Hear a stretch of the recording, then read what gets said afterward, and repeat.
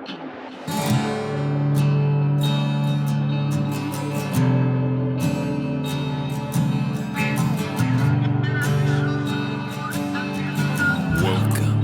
to the InnerVerse.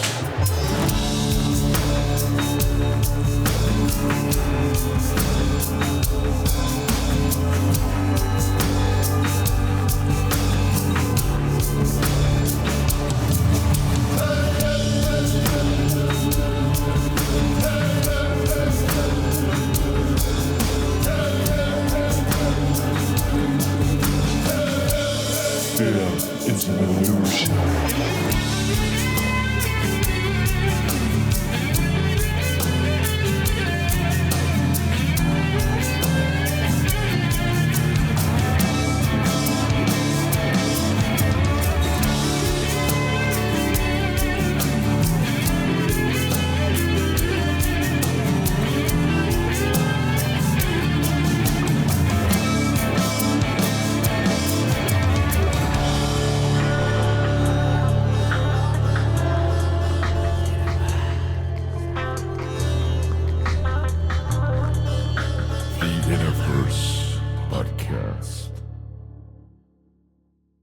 Welcome to the One Within All to another episode of the InnerVerse podcast. I'm your host, Chance, and as we get another great show underway, I invite you to join me in choosing to invoke the source and singularity of all life into your present now moment, to infuse your psyche with the awareness of infinite and perpetual synchronicity. Knowing this essential truth, that everything happens the way it is meant to, and you're always in the right place at the right time, will not only increase your ability to notice the magic in every minute, but also help you to relax about the big unknowns that follow us from day to day, especially the gnarliest question mark in our quest: what happens after death? And is it something to be worried about? Our guest today is here to help us step further towards an experiential knowing of the truth that our existence is never ending. As an author, metaphysical student, teacher, and theorist, his name is Ray Catania, and he's the visionary mind behind a couple of fascinating books, The Atheist and the Afterlife, an autobiography of his own awakening journey inspired heavily by his own profound near-death experience, which blends gritty real-life lessons with humor and heart, and I enjoyed listening to in Ray's own voice through the audiobook. And we'll also talk about his newest book, You Are Still Alive, Now Act Like It, exploring the science of spirituality and teaching readers how to employ universal truths and principles in their everyday life. Ray's teachable skills include Reiki and meditation, and he's currently crushing it in pursuit of a doctorate degree in metaphysical parapsychology with an intention to bring a scientific mindset to spiritual and paranormal possibilities. You can find out more about Ray's work at his website, raycatania.com, linked in the show notes. And if you like the vibe of this conversation, you can check out his limitless coaching available through his site. Perhaps the most intriguing element of Ray's spiritual skill set is his awakening to full cognition of a lifetime of mediumship experiences, which he eventually elected to fully embrace as a crucial component of his soul's mission in this incarnation. I'm super excited to share Ray's stories with you and his perspectives as well. So, guys, let's jump right into it. And if you'd please send a warm psychic greeting from wherever you are in space or time to Ray, I'm sure he'll be able to feel it. He's the emissary of heavenly messages and alleviator of afterlife apprehensions. Ray Catania, welcome to the InnerVerse, man, and thanks for joining me today. Wow, Chance, thank you so much. That was awesome. Thanks for having me here. I'm honored. Oh, it's my pleasure. Yeah, I'm looking forward to this one. Your book definitely rang true to all of the things I've ever learned about mediumship and paranormal stuff, or even my own personal experiences. So I enjoyed that a lot, and think you had a really unique path to this stuff. And if you'd like to just introduce yourself and how you got to where you are in your own words, I'd love that. Sure. So the first book, as you know, is called The Atheist and the Afterlife. And you know, that title sums up the beginning for me. When I was a child, I grew up in a Christian household, and that was the word of law. You know, it was that way or no way, so nothing else would be accepted. And you know, the childhood, you know, was less than perfect, shall we say? Uncomfortable at times. It was had a lot of trauma and drama and things that I tried to escape as a young person. And I did so by isolating myself and finding a place to kind of hide for hours on end. And, this would go on day after day or night after night. And I would either be in the basement, a closet, or the backyard, or what have you. And what I started to notice was, when you're isolating yourself and we didn't have cell phones or computers yet, nothing like that. So it's just me and my mind, I should say. And when you're doing that for 6 hours a day, it's almost like the yogis who practice meditation for 6 hours a day. They're silent and they're just, meditating. So I was kind of doing a form of that without actually knowing that I was doing that. And what happened was I started to be able to see things that we take for granted, that we don't really notice, like not just the wall, not the color of the wall, not what the wall's made of, but I started to see the energy in the wall. And this didn't frighten me at all. In fact, I thought everybody could do it. I just figured it was normal. But I started to be able to see energy in other places as well. And eventually, we all, as children probably have imaginary friends, right? But mine took the form of this energy and I could interact with them. They could actually answer me. And again, I thought nothing of this, but addressing it in my home or saying anything, I was called crazy. Never say that to anyone ever again. That's absolutely preposterous. That's not how this works, and et cetera, et cetera. So I shut it down. And then later in life, when I was about 20 years old, I had my N.D.E. And what happened during the N.D.E. was there was a fire in my home. And the way the house was situated, I was on the second floor of the house. That's where my bedroom was. And it was located directly above the kitchen. In the kitchen was a stove. The stove ran on natural gas. Natural gas rises, and there was a leak. That leak had been going on all night long while I was sleeping, and I was inhaling those gas fumes all night. We don't really know for how long. But what eventually happens in the morning is my mother wakes up and she turns on the stove, and there's a ball of flames and the wall catches fire and there's smoke and everything. But the way I understand the story, my father quickly came to the rescue with the fire, with the extinguisher, putting it out relatively quickly and easily. But here's the thing, it wasn't the smoke or the fire, it was the gas. The gas had been rising for several hours. We don't really know exactly how long. So I was breathing that in over and over all night long. And when I heard the fire trucks come to the house and I heard the police cars come to the house, I instantly went to get out of bed to see what was going on in my house. And I found that I couldn't really move. I couldn't move certain parts of my body. For example, my legs felt like they were 1,000 pounds. My head, I couldn't get it off the pillow for the same reason. I couldn't yell, which was very strange. I couldn't move my mouth. And really all I had was my arms. And what I started to do was pull myself. I would grab the edge of the bed and I pulled myself to the edge to try to get out of the bed. Eventually, I would pull myself to the edge and I would tumble out. I would fall out. And I fell face first. And I knew I fell face first. I felt my face hit the floor. Okay. But here's the strange thing. I did not feel pain. So I know I hit the floor. And the next thing I know is there's no pain because I'm not in that body. And in this moment in time, I'm above it. I'm in a neutral corner, so to speak. It's a square room. It was a perfect square. I am like in the corner, left upper corner, looking down at my lifeless body. And this doesn't scare me in the moment at all. In fact, it feels amazing, dare I say. It was euphoric. And directly across, adjacent from me in the far corner, was a white light. And this is so much more than a light. I mean, it was a feeling that comes with this light of love, of painlessness, of euphoria, of just about every positive adjective you could ever think of. Excuse me. And at the end of the light was a being, and the being said, "It's okay to come into the light, Ray." And I trusted this being, and I don't know why, because at that age, I didn't trust anyone with anything. And so I started to enter the light. And as I got farther into the tunnel of light, I felt more euphoria. I felt more love than I had ever felt in my entire life. And I wanted to get to the other side of that tunnel. I wanted to go to the other side badly.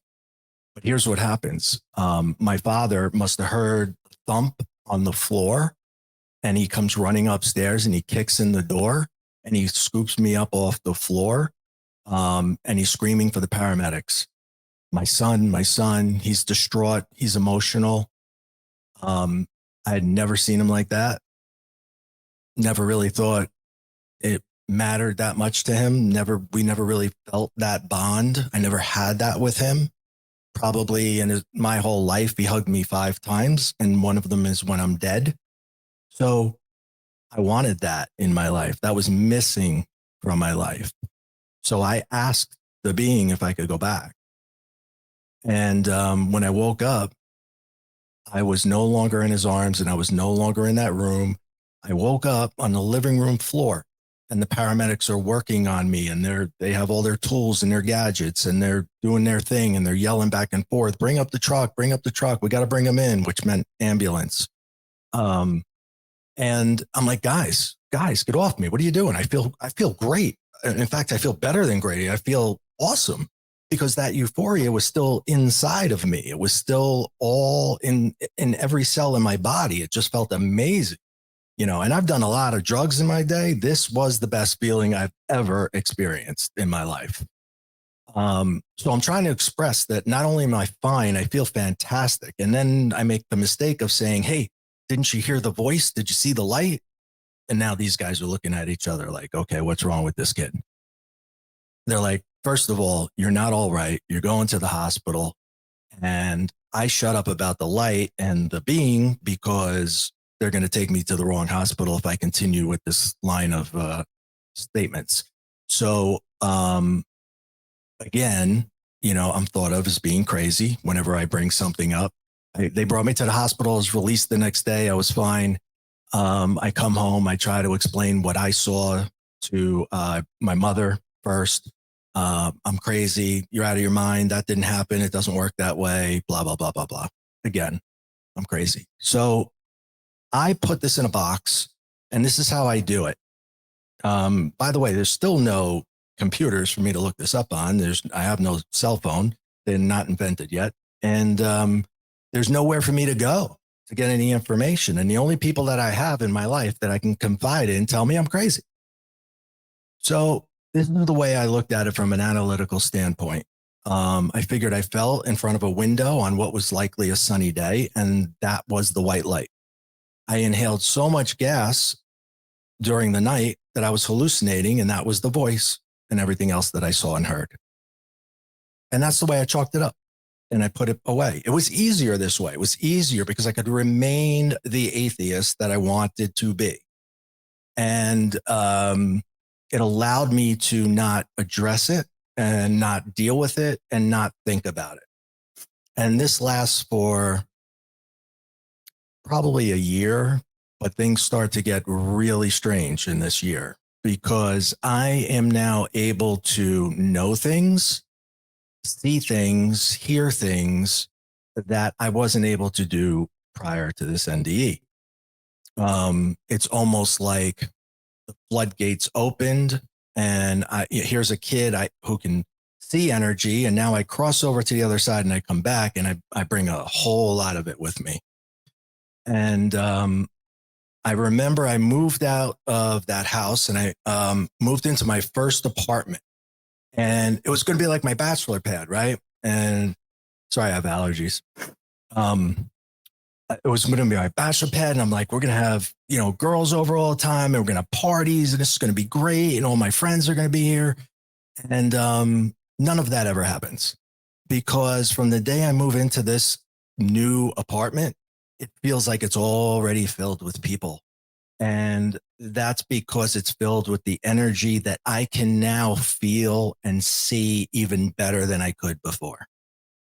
And anything electric, they could mess with the telephone, and these are landlines. They would cut I could be talking on the phone. And I even remember on one occasion, I was talking to one of my friends and I'm saying, I think my house is haunted. Click, and it disconnects. And I called him back and I said, why'd you hang up on me? He goes, I didn't hang up on you. You hung up on me. I said, no, I didn't.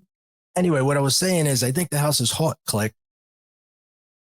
And they would mess with the television. They would mess with the alarm system. They would mess with the blender. I mean, the list just went on and on. I must have called this maintenance man 100 times. And he came up and he finally said, listen, kid, there is nothing wrong with your apartment. Don't ever call me again. You're crazy. Okay, here I am again. I'm crazy. So I start to wonder if I'm crazy, because no one else can believe what I'm saying. No one else can see what I see. No one else can feel what I feel. So I'm starting to actually buy into this I'm crazy thing. So for the next year, while I'm living there, I can't sleep. I have the worst insomnia that I think I've had in my life. I think it's the only time I had insomnia, if I remember correctly. And it was so bad that I had to start drinking myself to sleep excessively or using drugs to get to sleep. And this became a problem. This became a dependency because it became the way I would put myself to sleep every night rather. And after 10 months of living, I had a 12-month lease. After 10 months of living there, I decided to get the heck out. I'm going to move into a new spot. This is going to be the place. This is going to be the bachelor pad. This is going to be the greatest place on earth. I move into the new place and everything is exactly the same as it was in the last place. So either I'm the one who's haunted, not the places, or I really am crazy. And I don't know which one it is yet. But I'm leaning towards insanity. So for many years of my life, at this point, I'm in my young 20s. I've died and come back. I can see these things and feel these things. In the back of my mind, as much as I'm trying to hold on to these atheistic beliefs, in the back of my mind, I know I died and I came back. I just know what I saw was real. There's no denying everything I experienced. So I become a young person who's not afraid to die. And I have no reason to live coming from this home of chaos and not really caring if I lived or died. I mean, that was literally where I was at. So I would put myself in some terrible situations and, jobs where, you could lose your life, or places where you could lose your life, and things. I would try to even up the ante if I could, and it would become more dangerous. I worked for some very shady characters. I was in a bar one night after hours and there were two groups of people. And I remember getting a bottle for someone to pour a drink for somebody, and it was pop, pop, pop, pop, pop, pop. And I knew they weren't firecrackers. I knew what that was, and I knew I had to get out of there. And here's the being again. And I am now viewing this being as a spirit guide. I didn't then, but now I do. He tells me side door, side door, side door. And I'm looking at the side door and I'm saying, I can't get out the side door without the shooter seeing me. It's impossible. But he says it again, side door, side door. So finally I go for it. I got nothing to lose. I go for the side door and I get out the side door. But then I have to go down this big, long corridor. It's another 40 feet before I get to the next door, which is a fire exit that takes me out to the street. Well, needless to say, I made it. And when I get out to the street, my car was parked right there. I put it there, but that's not my normal parking spot. In fact, all the time that I've worked there, I have my own parking spot and it's on the other side of the building. But for some reason on that night, on that day, I put my car there and I was able to get the heck out of there. And that being has been with me ever since. And there are multiple times where I should have died. And I put many of them in the book, and I'm not dead because of that being. And I'm very grateful and thankful that I have such a being in my life. And I still don't know who it is, or if it's a male or a female. There's no physical form to this being. It's just an energy being, but he saved my life at least a dozen times.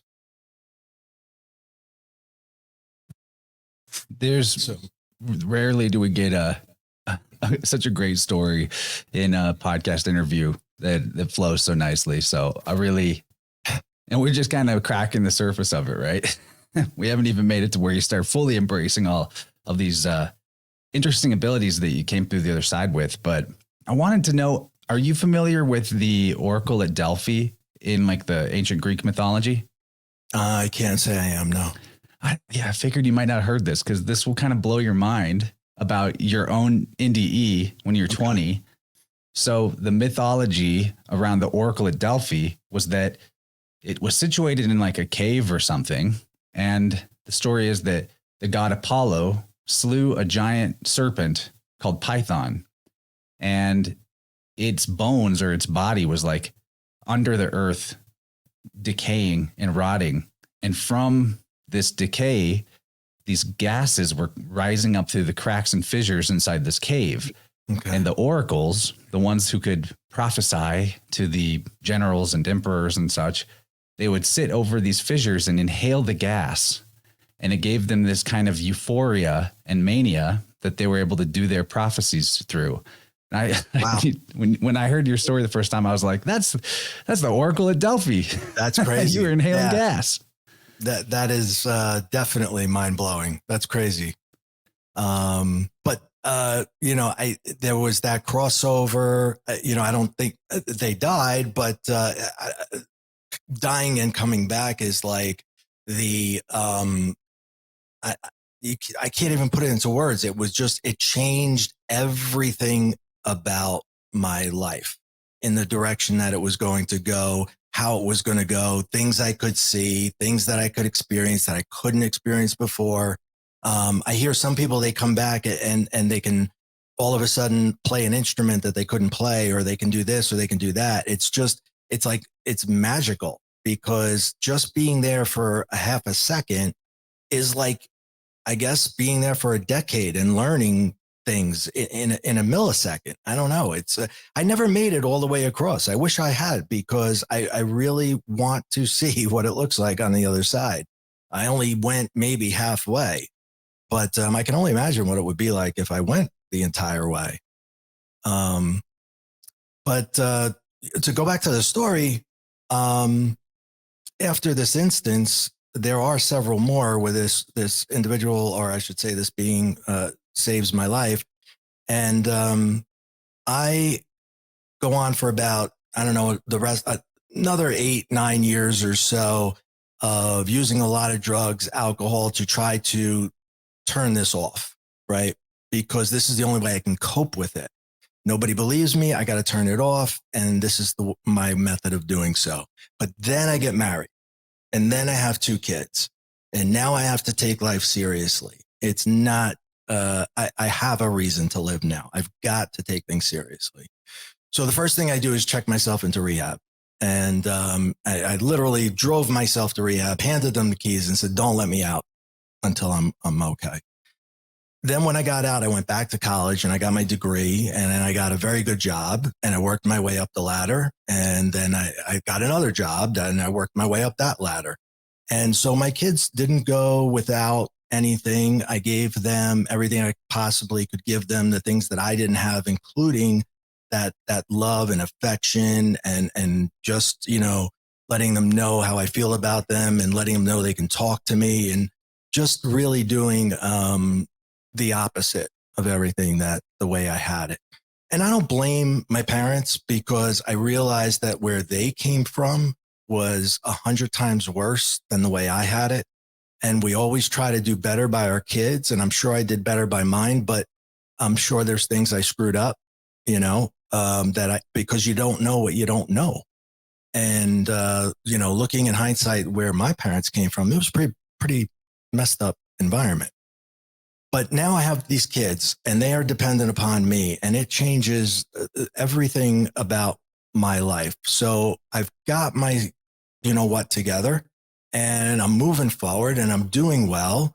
The marriage, however, falls apart very quickly. It really doesn't last 2-3 years tops, and that's ended, but I still have the kids.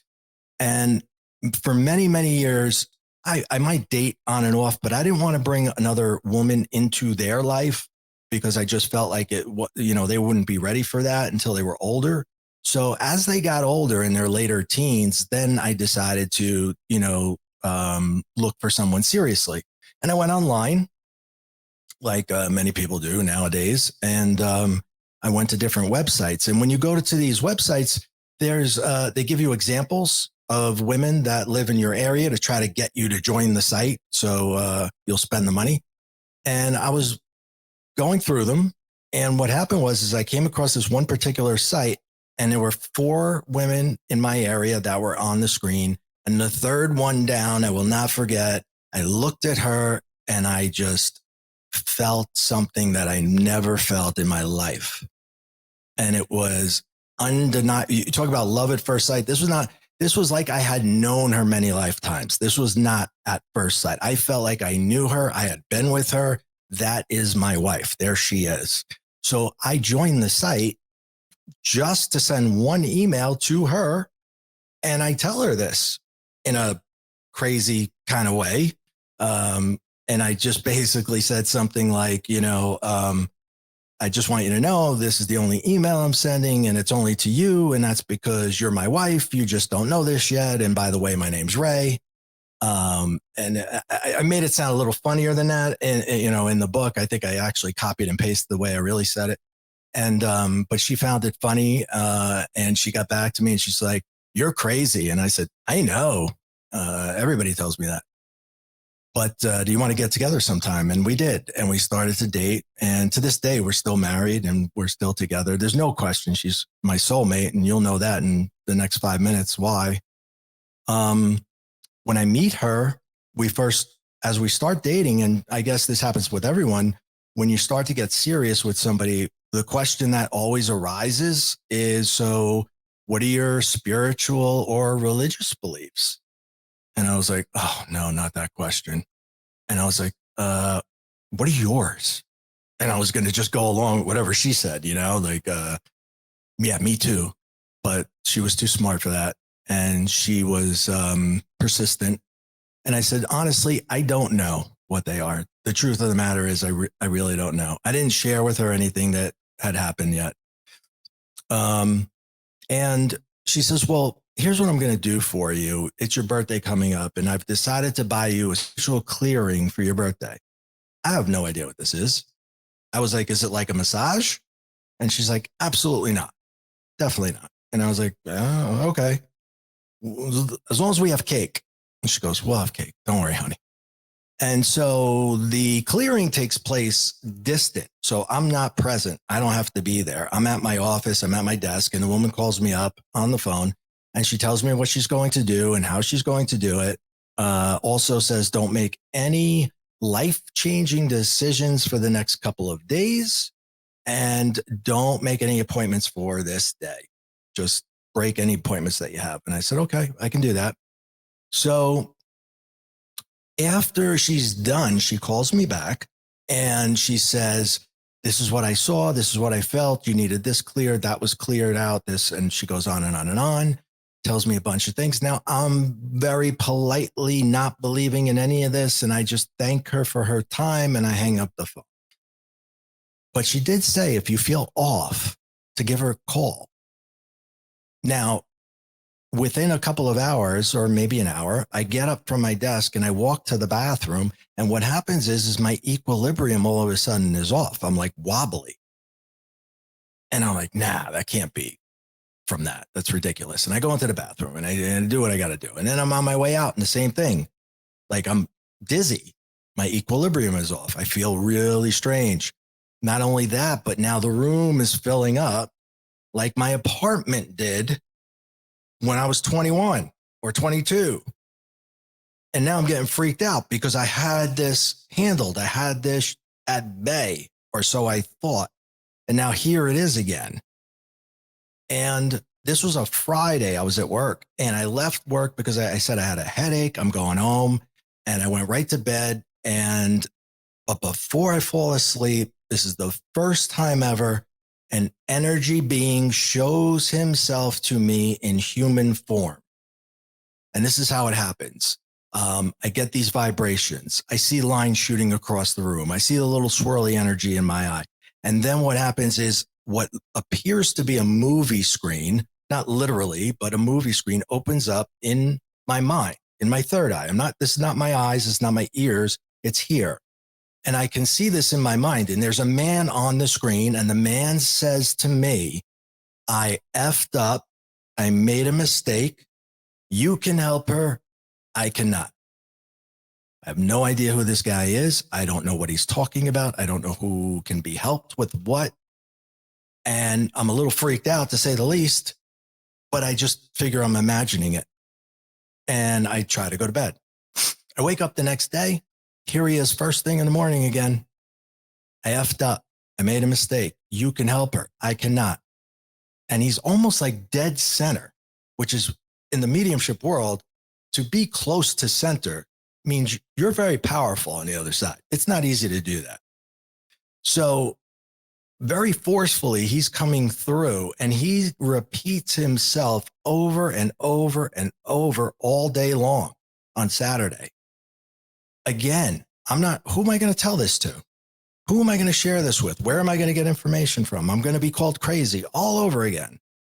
So I try to keep it to myself, but by Sunday, the guy is there every 5 minutes. And now I can't function. I can't speak to people. I can't have a conversation. I can't drive. I'm having difficulty concentrating or focusing on anything at all. It's become so obtrusive that he is taking over my mind. And I remember the breaking point is when I was in a store and I was paying for my stuff. And I don't know what I did, but it was obviously very strange because the woman behind the counter says, "Sir, are you okay?" And I said, no, I'm definitely not okay. And I took my card and I went back to the car, and I just sat there for a moment. I put my head down and I was like, you've got to be kidding me. I'm talking to a God that I don't believe in right now. And I'm telling, how could you do this to me? Like I overcame all these things. I busted my ass. I went to rehab, and then I got my college degree, and I raised my kids, and I did everything. And this is back and worse than ever. And now I have to tell the woman that I love more than anything else in the world that I'm out of my mind. And I'm debating over whether to tell her, but I can't not tell her because it's so prevalent at this point that I can't turn away from him. I can't stop him because I don't know how yet. So finally, I decide I'm going to tell her. And if this story isn't crazy enough, let's just top it off with, by trade, what my wife does for a living is she's a doctor of psychology and neuropsychology, pediatric to be exact. And I'm about to tell a doctor of psychology that I see people that aren't there. And I know I think the reaction I'm going to get is, here's a doctor who can help you. Never call me again. Good luck. Then that would just be so hard, like to cross the bridge of coming clean about that, with the perception that it's going to be seen as psychosis, man. Yeah. And to somebody you love and you know you're going to lose them, right? The initial reaction is, how can I cover this up, or how can I make it go away and I don't have to tell her or anything? But here's the thing, like, assuming I am insane, which is now what I really think of myself, she can at least get me the help that I need. Right. But her reaction was, this is how I know she's my soulmate. That wasn't her reaction at all. In fact, when I told her I told her about the movie screen, the feelings, the man. I said, a big husky guy, beard, mustache, thick black hair. And this is what he says. I effed up. I made a mistake. You can help her. I cannot. And he's like right in front of me, a very overpowering type figure. And she's like, wow, that sounds like my dad. And I was like, babe, you told me your dad was dead like 10 years ago. She's like, yeah, he is. And I was like, so you think I'm seeing dead people? Now I think she's crazy and I got to get out of here. But after we talk about it, and she's like, listen, you're probably a psychic medium and you don't know it yet. And I said, babe, what the hell is a medium? I'm green at this point. I know nothing. Just because I'm seeing these things doesn't mean I know what they are. And I'm rejecting all types of religion because I'm angry at my parents. So she says, why don't we just go visit a medium? This is not something I would never visit a psychic or a medium. They would be like the butt end of my jokes my whole life. And she's like, there's a very prominent one coming to our city or near our city very soon. We can go sit with her and you can just tell her what you see, how you see it, and just kind of like get your answers of what this is. And I said, that sounds like a great idea. So apparently before me, my wife, before she was my wife, she visited several mediums and her dad comes through and he's always like this very powerful figure. There was one last thing though. The man I saw did not look like her dad. And I told her this. I was like, the guy I saw, he was like a big stocky guy, facial hair, a lot of black hair. Didn't look anything like the picture I saw of him. And she's like, well, I know the picture you're talking about. And that picture's very old. She goes, let me show you what he looked like before he died. And she shows me a picture. And I said, holy shit, you know that man? And she's like, yeah, that's my dad. And with that, I said, yeah, let's go see the medium. So she books 2 sessions and she's like, do you want to go in first? And I said, yeah, because if I don't go in first, I'm not going in at all. I'm petrified. I'm literally shaking. I'm in my late 40s. I think that I've accomplished a lot in my life. And I'm like a little child right now, shaking in my boots. And I walk in to see the woman and she smiles at me and she says, and I said, hi, I'm Ray. And she says, oh, you're that Ray. And I was like, I guess. And I sit down. She says, have a seat. She says, tell me what's going on. And I said, well, I see people, but they're not really there. They're kind of like in here. And she goes, tell me about that. Tell me about that more. She goes, because I do too. And I said, okay. So I get the vibrations. Sometimes they're low, sometimes they're high. And then I see the lines, or sometimes the lines come first, then the vibrations, and I see these swirly things. And then sometimes even the temperature will change a little bit. And then the movie screen opens up and she says, stop. I said, what? She goes, that's exactly the way I see it. She goes, that's exactly the way we all see it. And I was like, who's we all? Mediums. And I was like, so I'm not crazy? She goes, no, you're not crazy. She goes, in fact, my parents thought I was crazy and they actually put me away for schizophrenia. And it took a lot of years for me to prove that I wasn't schizophrenic. And in that moment, that was a life-changing moment to say the least. I finally found a person who understood me, understood all the things that I saw. Imagine going almost 50 years of not knowing what the hell's going on and having these experiences disrupt your life to the point where you make horrible decisions because of them. And here's this woman who understands everything and just cleared it up for me in an hour. I hugged her. I broke. I broke. And I thanked her. And she took me on as a mentee. She was my mentor for the first year. And she saved my life because I would not be here. There's absolutely no way I would have ended my life. I could not have dealt with that happening over and over and over again. And before I saw her, I remember making sure that my will was in order, making sure my kids were taken care of, making sure I had a DNR so I would not be resuscitated ever again. And I was prepared to die. Everything was in order before I saw her to die. And then now I have a whole new outlook on living and a new reason to live. And so she teaches me the most important thing, which is how to turn it on and turn it off, not address it when you don't want to, so they can't be so intrusive and drive you crazy. And later, when I meet my second mentor, he contributes to that by saying, yes, a lot of people who don't find a mentor and they don't get the proper help and they go to the regular psychologist or psychiatry who's going to diagnose you incorrectly, they wind up going crazy. It's not that they were when they got there, but they become so because of the intrusive nature of these beings. Man, that's just the craziest midlife crisis ever, right? Yeah, I guess you could say so.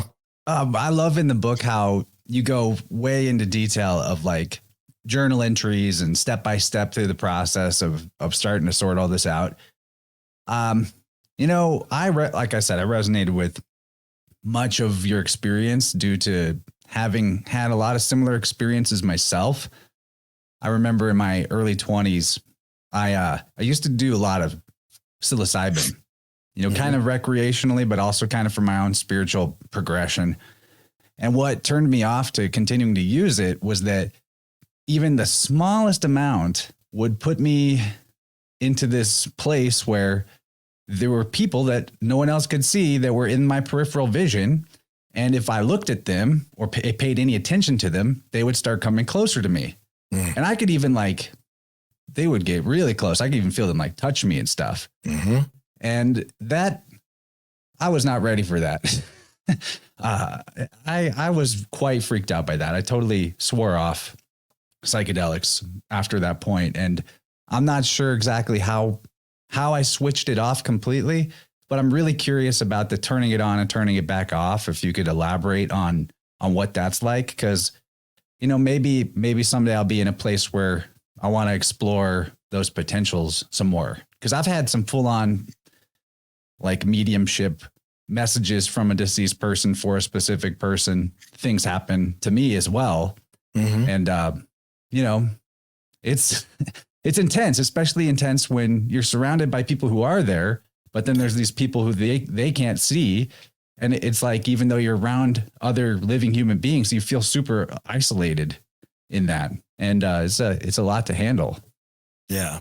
Well, the first thing that you have to realize is that they're here to deliver a message. And one of the things that first medium said to me in our first meeting, she goes, "What happened when you told your wife the message?" And I said, "He was gone." And she said, "Exactly. All they want to do is get a message to someone. And he knew you could get it. You could see him and you could get it to his daughter. And that's all he wanted." So that's what the reason was why he was so pushy. And that message, by the way, actually saved someone's life, which I get into in the book a little bit more so. So it was a pretty serious message. It wasn't like he was messing around, and he was not going to, let a little thing like death get in the way of speaking to his daughter, especially when she had a boyfriend who could see her. So, but if you're not going to deliver the message and you're not going to help them, and you more or less make that announcement that you have no intention of doing so, they're not there to bother you. They're just there to get a message across. And if they understand that you're not willing to do it, they're not going to waste their time. They're going to look for somebody who can or will. So making that statement. Now, on the flip side of that, if you want to welcome it, you can pick a time and a place.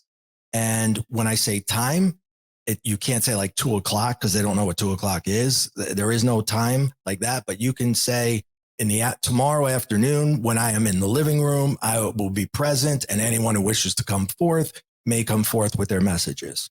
So you set the precedence of when you're going to make yourself available, and then they will come forth. They will learn when you are going to accept or not. And if they come knocking and you don't want to help, you say, "I'm not going to help you. and that's it.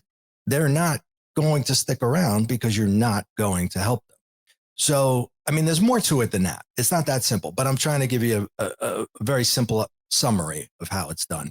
Basically, they go to the person who can express the message to the loved one that they're trying to get it to. And there's another aspect to this that I learned. I used to get matters of life and death. I used to get suicides. I used to get people who were murdered.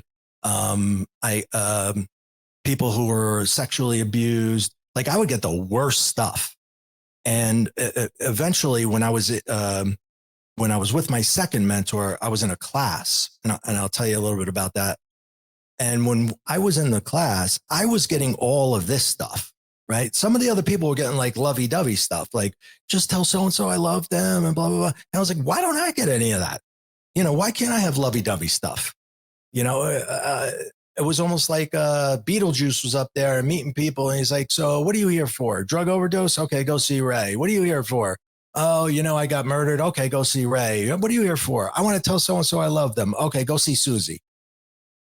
And I asked my mentor, I was like, why do I get this? And he's like, you get what you know. If you're dead and you got one chance to get a message across, are you going to give it to the person who understands that the message you're trying to get across, which in my case involved death and pain and hurting, which is all I knew? Or are you going to give it to the person who doesn't fully understand the emotion that they're trying to get across? And I was like, oh shit, you're right. So I needed love in my life, and I needed that to complete myself as a being, not just a human, but as an energy being myself, to evolve myself. I'll tell you a quick story about how I got to that second mentor. It was the following year, and it was my birthday again. Something always crazy always happens on my birthday. And my wife says, where do you want to go? What is your birthday, by the way? For all the astrology. It's part of the story. It'll come out. Okay. So she's like, what do you want to do? And I said, well, I don't really care what we do. She's like, do you want to go on an island? I said, absolutely not. No. Do you want to go here? No resort type. I want to go in the middle of the woods where there's nothing but trees. Give me an outhouse and a cabin and trees. That's it. That's all I want. And she's like, who are you? And I was like, I don't know, but I'm a tree hugger now. It's official. I love trees. I love nature at this point, right? I just want to touch it. I want to be a part of it because I can feel the energy. And, you know, human energy is not always great, but trees, they really are. They're great. I can go on and on for days about trees. But anyway, we go away and we go to this cabin in the middle of nowhere, and we meditate pretty much the whole time we're there. That's what I want to do. And she pulls out from her bag an illustration of a man, and she shows it to me. And I said, that's your dad. And she says, yeah, I know. And I said, yeah, but what you don't know is that's how I see him on the movie screen. That's the shirt. That's the way his hair is. Everything is actually the epitome of the way I see him. Who drew that? I need to know. She said, a medium. I was like, wow. There's somebody out there that could you imagine being able to draw what you see? Talk about validation. I mean, there's just no way to say that's not real. So anyway, this was further validation for me that what I was seeing was on point. Now, so I said, I have to know who drew that. We have to find this guy.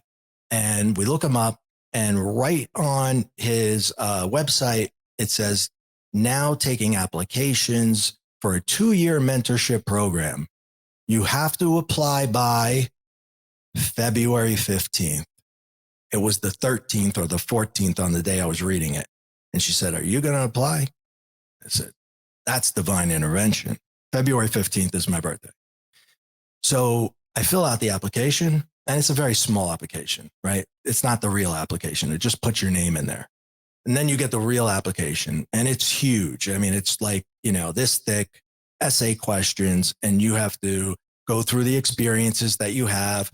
You have to be able to decipher, what is your, I hate the word psychic, intuitive side? What is your mediumship? What is this? What is that? And he has to be able to be very, very confident that you're real or you're not getting in. The next step is you get an interview. And then the final step was another application after all that. And then I never heard anything. It was dead silence. So I just figured I didn't get in. I wasn't good enough. Or maybe I'm not real. Maybe this is all in my head. And it's a 2-year recurring program. theme from your book is I guess it's not real. This is all in my head, even after infinite experiences that prove that it's real. Right. Right. It's full on denial. I just did everything I could to make it not real in my own mind. And I don't know why, but I pushed back as much as possible. So I call his assistant just to make sure that I didn't get it.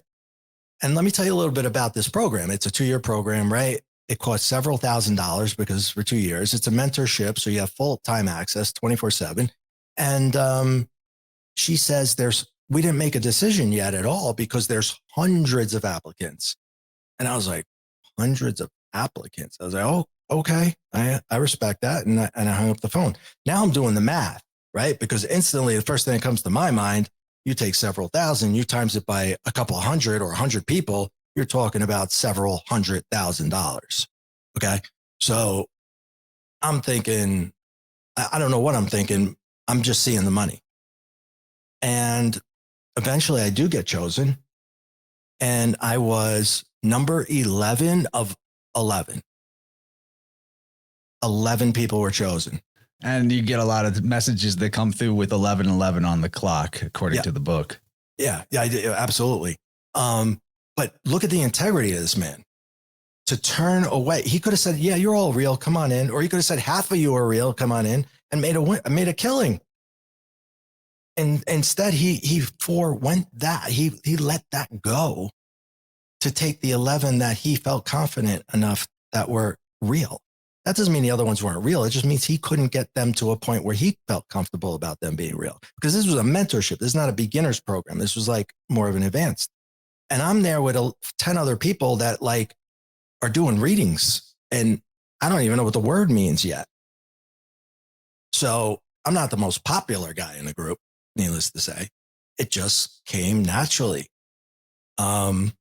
So anyway, when I learned that about him, I really gravitated to him and I even told him, I was like, listen, this is a 2-year program, but I never want to graduate.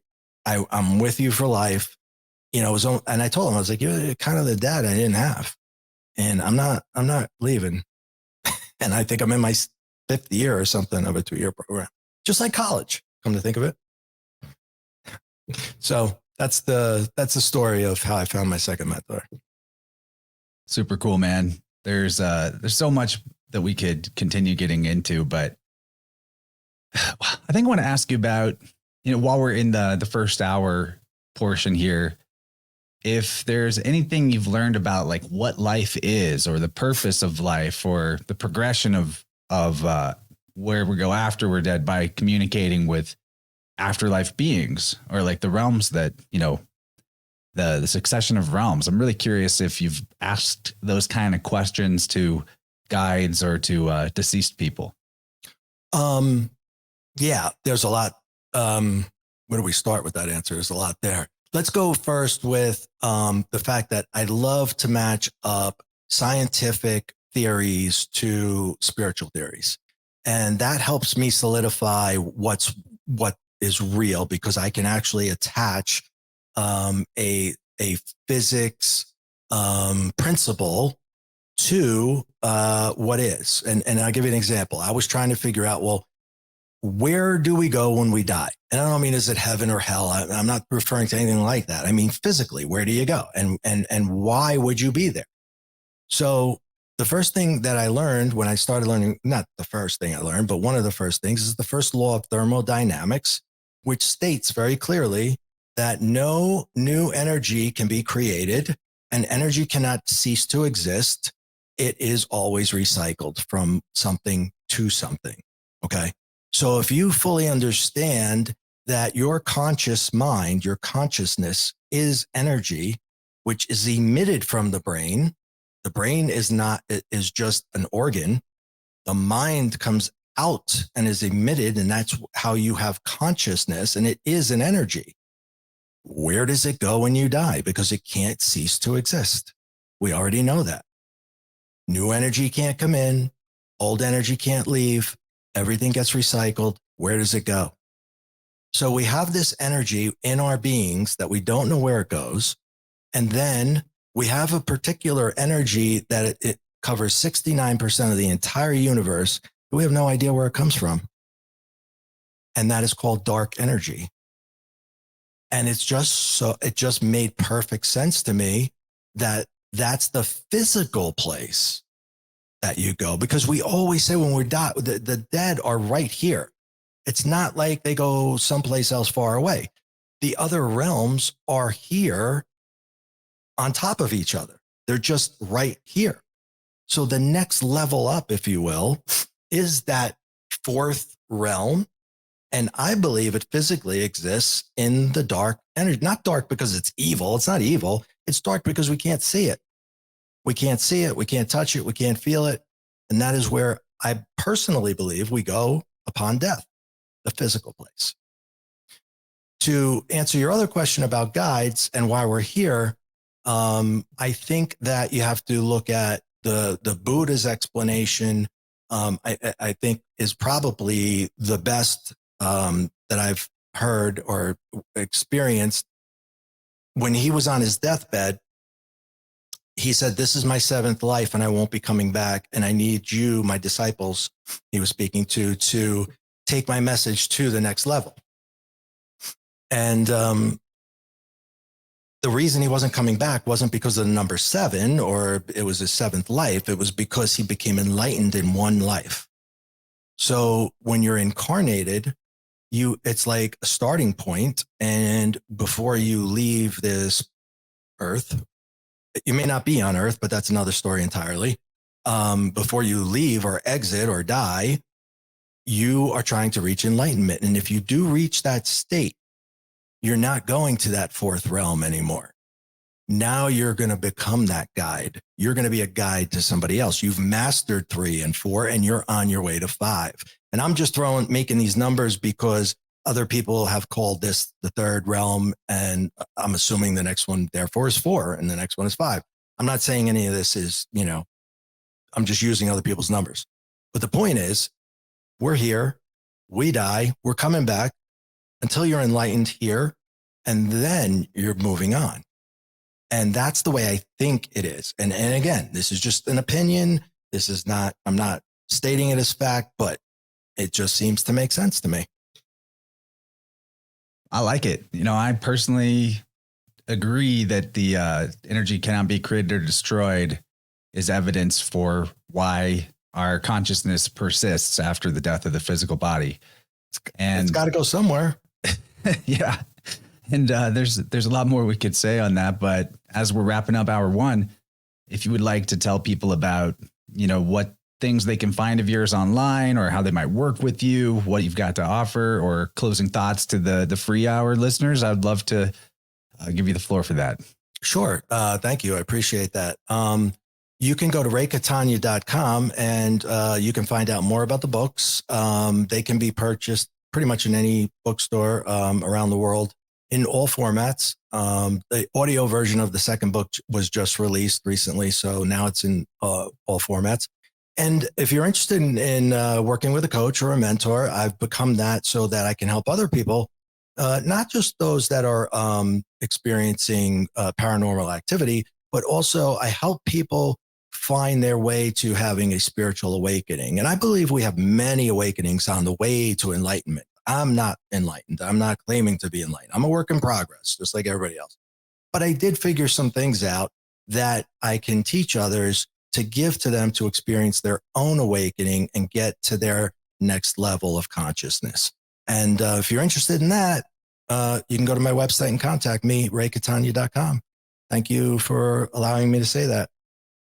Oh yeah, man. I'm just glad you're doing this and that you got out of the denial phase, because that denial will kill you. Yeah, it literally almost did. Amazing. Well, I'm looking forward to the second part, dude. And thank you so much for coming on. And we got a lot more to crack open.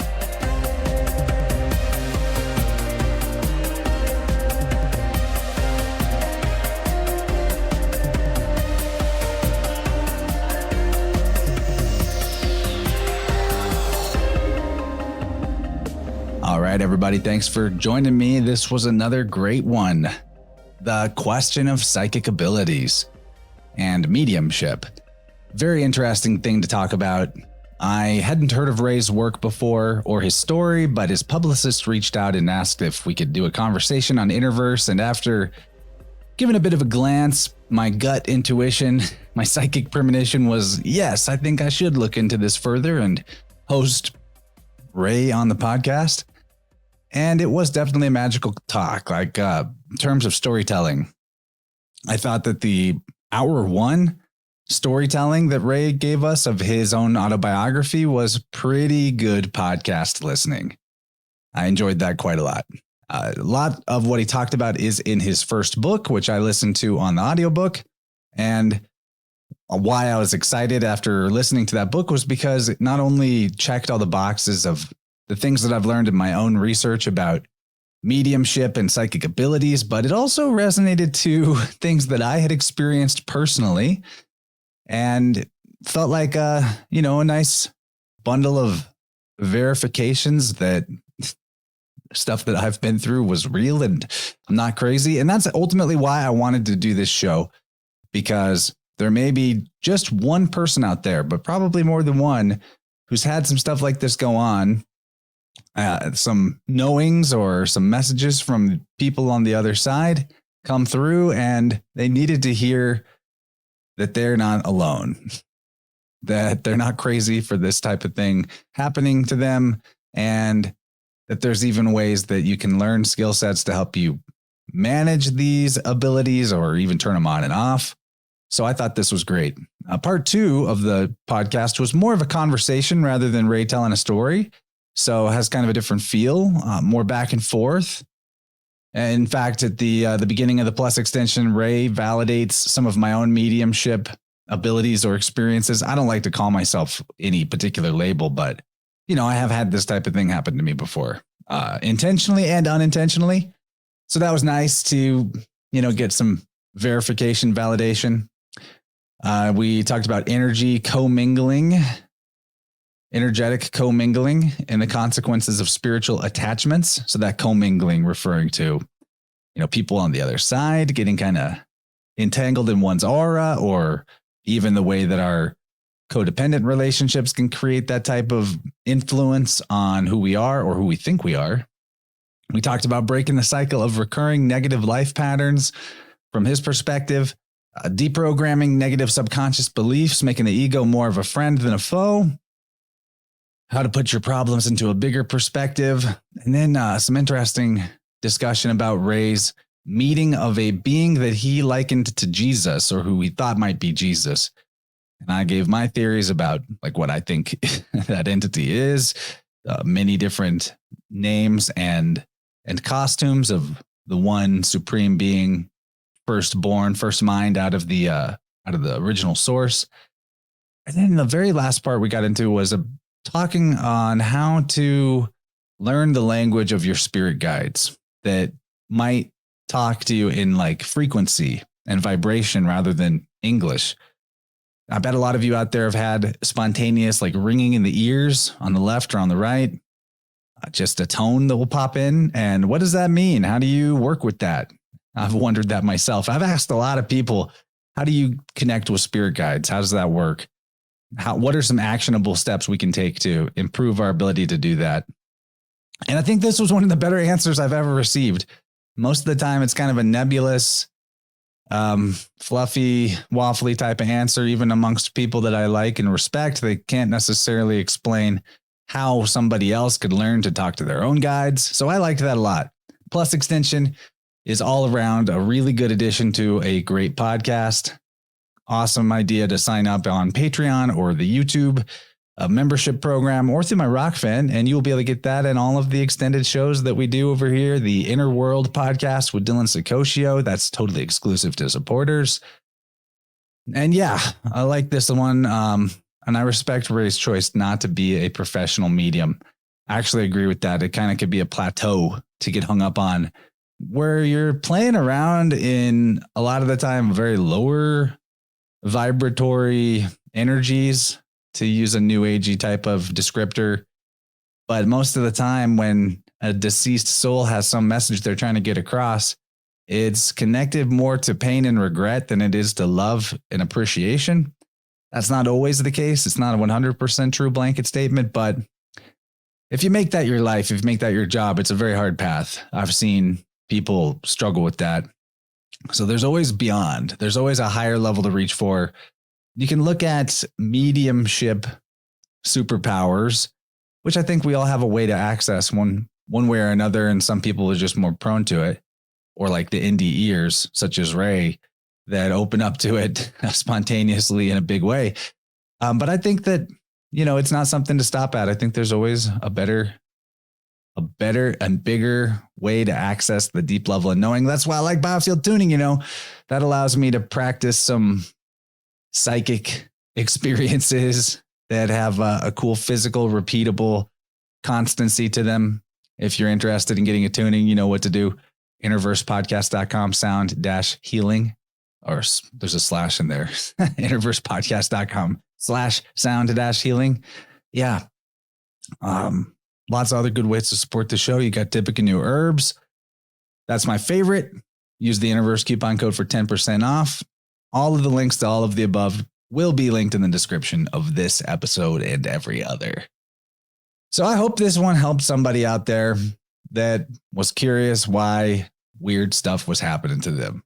I mean, there's so many weird things, especially after someone has died. I have seen many, many things that made me sure that they are still around, or they still exist.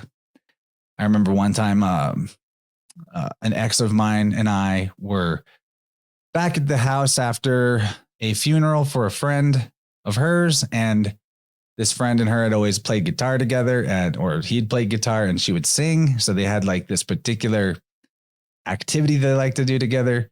And she was deep in the mourning about him having died way too young in a car accident.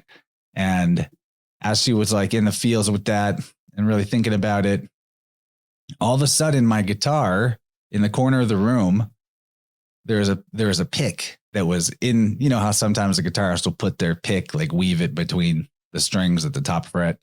The pick fell out of the guitar, but as it fell out, it strummed every string loud, like a full all notes open, just like rum. And that was pretty cool. We took that as a verification. Another thing that happened around the death of that young man was that a cup, me and two other friends witnessed this. The cabinet where my cups and mugs are at opened itself and a cup flew out, like was thrown out. It didn't fall out. It was like propelled out. So that was weird. Yeah, these things happen. And hope you all had a good Mother's Day. That's when I'm recording this. Lots of fun stuff on the calendar, more InnerVerse to come. It's just the best, in my opinion, year ever in terms of the content and the variety. So I'm glad you're on the ride. And appreciate the supporters out there. Big thanks to the Patreon patrons and Rockfinians and the handful of really cool elite YouTube membership folks. I like that. I like that version of support. So catch you on the flip. Much love. Be good. And don't doubt yourself. If you know a thing, you know a thing. All right. Bye-bye.